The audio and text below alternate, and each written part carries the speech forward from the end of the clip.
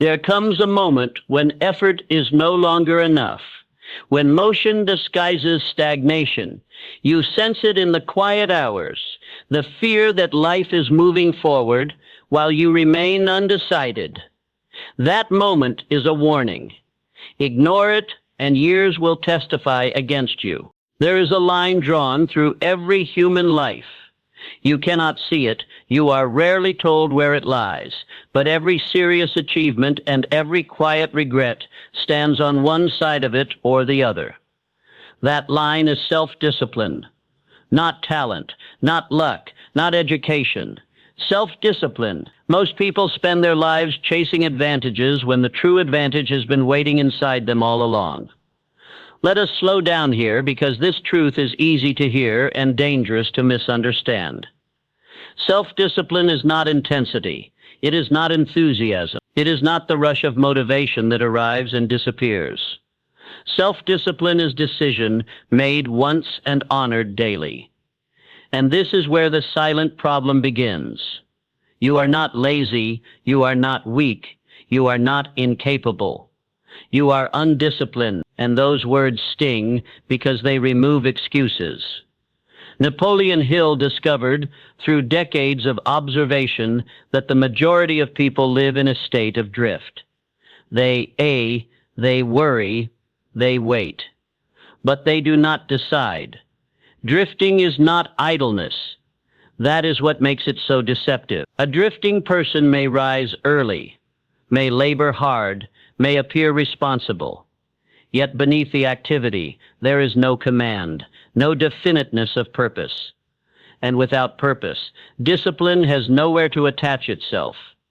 You feel this pain, don't you?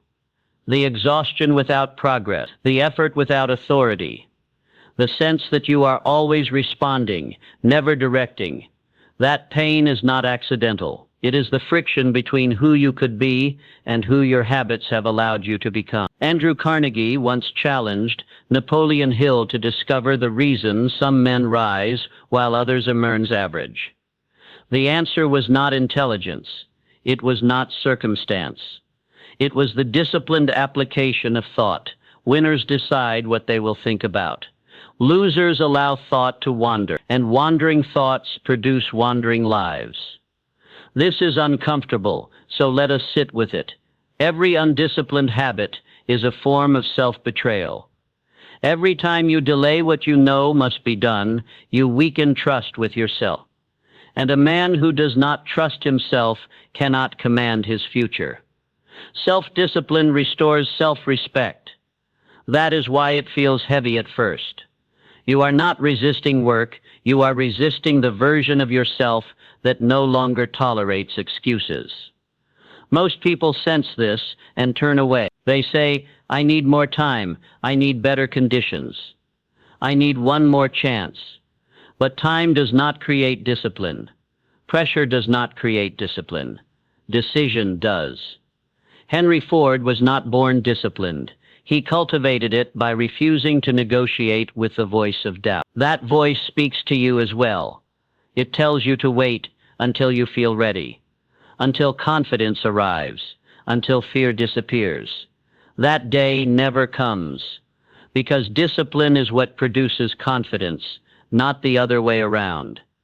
Here is the truth many avoid. You do not rise to the level of your dreams.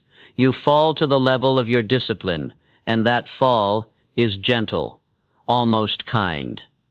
No alarms, no collapse, just a slow acceptance of less than you are capable of. This is the silent tragedy. The world is full of people who almost lived the life they imagined. People who knew but did not act. People who understood but did not persist. Self-discipline draws the invisible line between those who command their days and those who explain their failure, between those who build quietly and those who talk endlessly, between winners and those who never fully lose, but never truly win. And now the tension tightens, because once you see this line, you cannot unsee it. You will notice it in every choice, every delay, every promise made and broken. You stand on one side of it now, The question is not whether discipline matters. The question is what fear has kept you from claiming it. Because fear is waiting, and it has ruled longer than you think. Let us speak now of the real enemy, the one rarely named, yet constantly obeyed. Fear. Not the kind that screams, not panic, not terror, but the quiet fear that whispers reason and disguises surrender as caution. Fear is the unseen ruler of undisciplined lives. Most people do not fail because they lack desire. They fail because fear outlives desire. Napoleon Hill identified fear as the greatest weapon against self-discipline. Not fear of danger, but fear of consequences, fear of criticism, fear of failure, fear of poverty, fear of standing alone. These fears do not stop you outright. They negotiate. They say, do not aim too high. Do not push so hard. Do not risk embarrassment. Be realistic. And in listening to them, you trade discipline for approval. Pause here. Think of the last time you knew exactly what needed to be done, but delayed. That delay was not laziness. It was fear wearing polite clothing, fear that effort might expose limitation, fear that commitment might demand sacrifice, fear that discipline might separate you from those who are comfortable staying the same. Because discipline isolates before it elevates. This is why most people fail. They want results without separation. They want success without standing apart. But winners are always willing to be misunderstood for a season. Abraham Lincoln endured ridicule, defeat, and long periods of obscurity. What separated him was not applause, but disciplined faith in a purpose larger than public opinion. Fear, however, urges you to blend in, to drift. Drifting is fear's favorite strategy. When you drift, you do not have to decide. When you do not decide, you cannot fail publicly. But you fail privately every day. Here is the painful truth. Fear thrives where discipline is absent. When you do not control your habits, fear controls your thinking. You begin to rationalize inconsistency. You justify procrastination. You call delay timing. Napoleon Hill named procrastination as fear's most effective tool. Because procrastination feels harmless. I'll start tomorrow. I'll prepare more. I'll wait for clarity. But clarity follows action, never the other way around. Each postponed decision strengthens fear's authority. And slowly, quietly, you begin to doubt yourself. Not your dreams, yourself. This is the internal conflict most never resolve. They believe in success, but not in their own discipline. They admire strong men, but secretly resent their own weakness. And resentment, left unattended, turns inward. You feel it as restlessness, as irritation, as the sense that you are capable of more, but trapped. That trap is fear reinforced by habit. Henry Ford once observed that thinking requires effort, and effort invites responsibility. Fear wants neither. Fear prefers repetition. Same routines, same excuses, same explanation. Self-discipline threatens fear because discipline creates proof. Proof that you can act despite emotion. Proof that discomfort is survivable. Proof that you are not as fragile as fear insists. This is why fear resists discipline violently, but subtly. It does not say, do not be disciplined. It says, just today, take it easy. And one day becomes a pattern. A pattern becomes a life. Most people never lose dramatically. They lose gradually. They lose confidence in inches. They lose time in fragments. They lose purpose through neglect.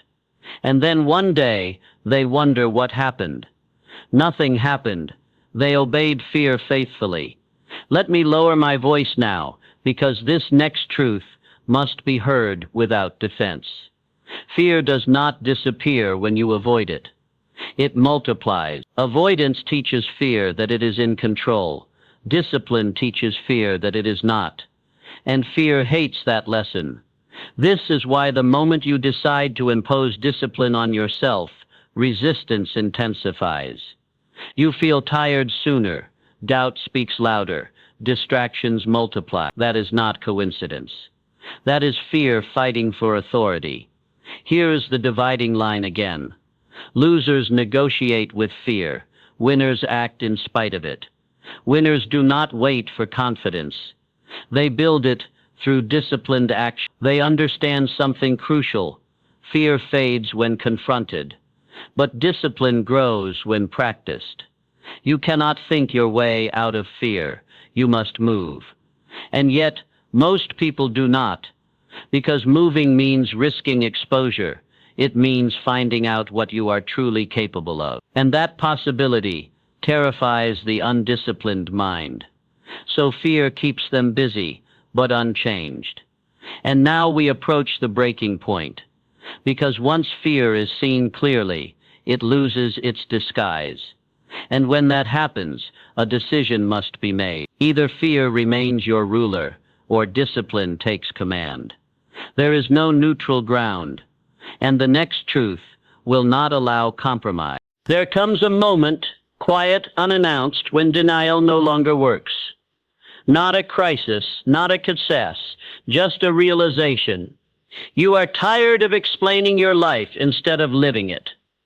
This is the emotional breaking point. Up to now, you could say, I'm figuring things out. I'm in transition. I'm almost there. But suddenly, those words feel hollow because the evidence has been accumulating. Same patterns, same delays, same promises to yourself that quietly expired. Napoleon Hill warned that drifting continues until pain exceeds fear. That is the law. As long as fear of change is stronger than discomfort of stagnation, nothing moves.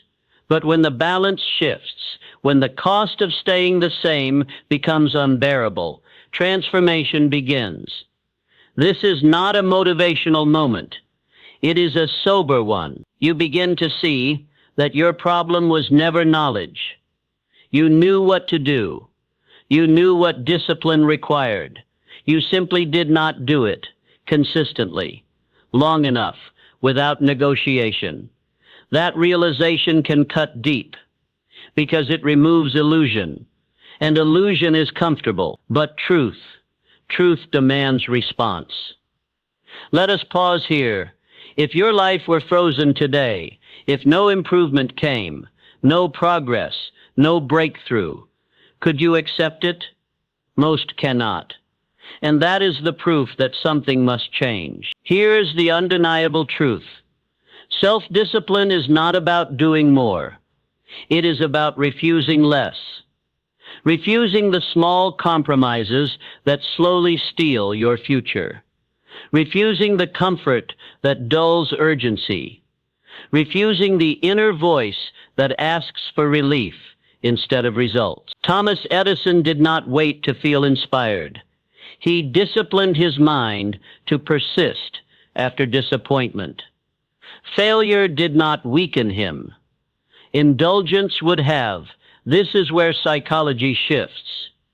You stop asking, how do I feel? And start asking, what must be done? That question is a line of power, because feelings are temporary. Discipline is directional. When you operate by emotion, your life moves in circles. When you operate by principle, your life moves forward. This is the moment many avoid, because discipline now demands identity change. You are no longer the person who tries. You become the person who executes.